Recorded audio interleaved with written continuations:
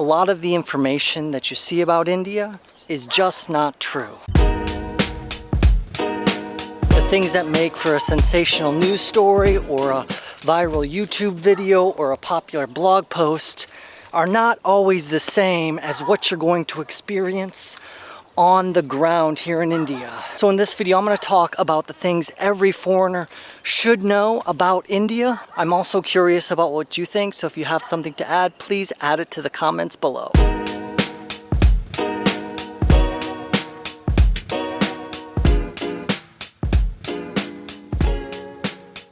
If you've watched some other videos about foreigners' reactions to traveling in India, one thing you may hear is how dirty it is. And there is some element to truth to that. It was something that I noticed at first. However, after traveling here for almost a year and a half, there are many clean and beautiful places, such as this place. I'm on a trail of a holy mountain here in South India, and there is very little trash. I've been to Church Street in Bangalore, and it reminded me of Austin, Texas a little bit. There were a lot of restaurants, there were a lot of stores, there were a lot of people wearing fashionable clothing. The streets were also very clean. Kochi in Kerala is also a very clean city. Indians themselves often have a number of hygiene habits that make them much cleaner than what they get credit for. Quick interruption, I'd like to invite you to subscribe to my channel. I share travel tips and travel inspiration for India, and I'd love to have you a part of our community. When you're in restaurants, there's often a sink to wash your hands in the main dining area. The greeting Namaste is done without making any physical contact, unlike a handshake. People shower daily, people leave their shoes outside their homes in some stores. Eating with your hands is often cleaner than utensils. You can wash your hands and make sure they're clean, whereas with utensils, you might not be sure whether they've been washed with tap water and therefore might have a bacteria that could upset your stomach. When I've talked to family members who were coming to India, it sounded like they were packing to go to the moon. When you can buy most things here, you can buy sunblock, you can buy medicines at pharmacies here. I wouldn't recommend bringing every piece of clothing you're going to need for your trip. Instead, you can buy clothing as you go. India has so many options for clothing. Many of it could be tailor-made for you using fabrics you've selected. I can get tailor-made collared shirts like this for $5 in the town that I live in. If I choose organic cotton shirts and go to the best tailor, that would be $20. My family also brought mosquito nets, and that wasn't necessary. If you're traveling in India, it's likely you're going to have stomach problems at some point.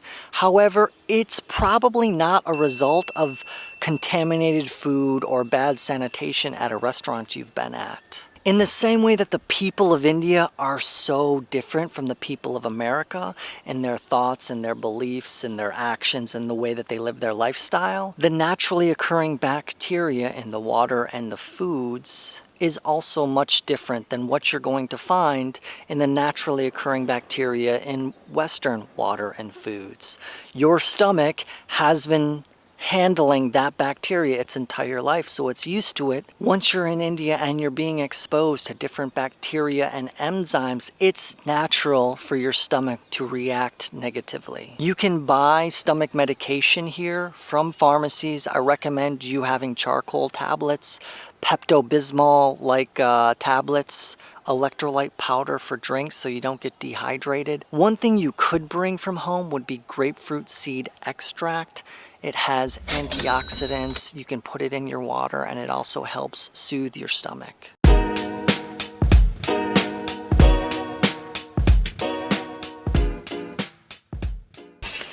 Hello. Hello. Hello. How are you? One thing you may not realize is the people don't speak Indian.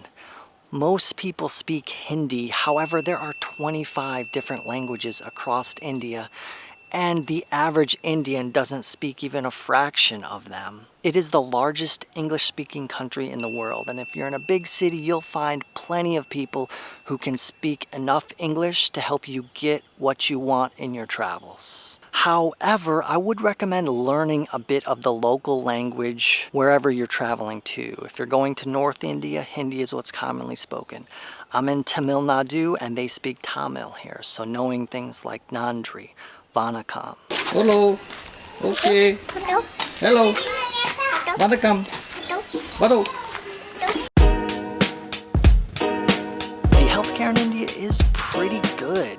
Before I came to India, I got a bunch of dental work done. It cost me $3,000 US to get this work done. My dentist in the US was actually Indian. She was from Mumbai, and she was warning me that I should get the dental work done in the US because I wouldn't want to have an Indian dentist working on my mouth.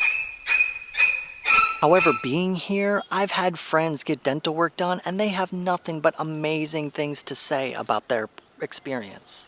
One friend got a few crowns done and I think they were less than $100 a crown. Another friend had major dental surgery done over a course of a couple weeks and spent fractions of what she would have paid in the US or Britain where she was from. And sure, the healthcare in India is going to be different than what you'd experience in the US, but from what I'm seeing, it looks much better than what you'd think, and it's super reasonably priced. If you're looking to stay long-term in a country, I think India is one of the best options for Americans. We can get a 10-year visa and we can stay for as much as 180 days at a time. The cost of the visa is a couple $100 and the process isn't that difficult. If you wanted to get help, you didn't want to deal with a bureaucratic website, I think it took me like a couple weeks to figure everything out. If you didn't want to deal with that, you could use a service like iVisa. And for a small fee, they're going to take care of everything for you. If you have a problem, they're going to handle it and tell you what you need to do. That's one of the reasons why I decided to come to India, because the visa situation is very advantageous. If I was to go to a place like Bali, every month or so, I'd be needing to renew my visa, which is just not practical for me. Meat is a popular dish in India. Not everywhere, but meat is very common in North Indian cuisine. Quick warning, I don't want to offend anyone, but for those who do eat beef, I'm going to mention some tips for them. I've also eaten beef. I hope this doesn't offend anyone, but I found beef in Bangalore and had one of the best steaks of my life. There are some states where eating beef is not taboo. It is a part of the culture. Muslims eat beef here. It's a part of their religion. In Kerala, eating beef is common, and also in bigger cities you can find it in some places. Some videos will tell you to eat completely vegetarian to avoid risks. However, I would say that that's not true. If you want to eat meat at nice restaurants, I would totally go ahead and dig in. You are probably not going to have an experience that's negative. However, I would be cautious about trying meat, of course, from like a unpopular street food place, and I would be conscious of if you're eating meat at places that are less popular, you are running an extra risk. I'll add that. However, the reason why I'm mentioning it is because the meat here can be very delicious, and in my experience, it's been very safe. India gets a bad reputation for being very poor. However, it's actually the 5th largest economy in the entire world now, and it's growing faster than any other economy. The internet in India is actually pretty good. I have Wi-Fi at my house. I'm getting speeds of 70 megabytes per second. I've worked over 8 hours a day for over a year online, and I have very minimal issues with internet. The Wi-Fi in hotels is pretty terrible though. So if you're traveling and thinking of doing the digital nomad thing from budget hotels, I don't think you're gonna have a positive experience. If you splurge on nicer hotels, there have been some places such as this 5-star hotel I stayed at in Kochi. Internet worked great. There were other hotels where it wasn't as problematic. However, if I were you and you were a digital nomad or you just needed good internet, I would stay at an Airbnb and I would correspond with them to make sure that they had good internet and they confirmed that. Or I would stay at a homestay, or I would rent an apartment in the city and get the local Wi-Fi. That's going to be your best bet. 2 minutes in India does not mean 2 minutes. When your internet guy is going to come to your house and he says he'll be there in 2 minutes, it's not going to be 2 minutes. When someone at a hotel says they'll be with you in 2 minutes, it's not going to be 2 minutes. 2 minutes means, like in the USA, we would say, just give me a minute, when you know it's not going to be a minute. 2 minutes probably means 15 minutes. If someone says, I'm coming now, it doesn't necessarily mean they're on their bike. It means they're in the process and they'll get there in the next few hours. There's an MRP on all goods in stores, and that's the maximum retail price. If you're in some very touristy areas, you may find a vendor charging more than that. Just check the MRP, point it out, and often they're going to give you that price. Easily get money. There's a lot of ATMs here. They may not always work, but there are a lot of them, and 85% of the time they are going to work. Sometimes they run out of money. Sometimes mysteriously your card just doesn't work. Try the next day. Whenever I need money, I always get it a little bit in advance because I know there may be some problems. Having an ATM card with no fees or low fees is the best way to get money in India, as well as a credit card that has no foreign transaction fee. I made a video about how to reduce ATM fees. You can check that out here. Radius, no ATM fees. So getting from the airport in India was one thing I was scared about. I'm just like, am I going to get ripped off? You see these scam videos where these people are charging super high prices.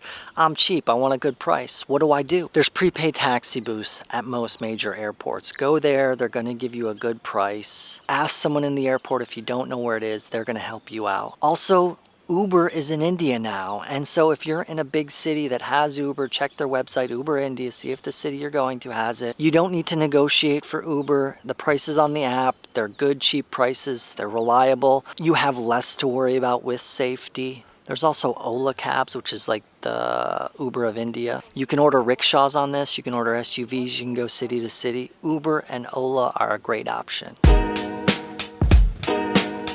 Also, if you're similar to buying real estate, location is everything in India.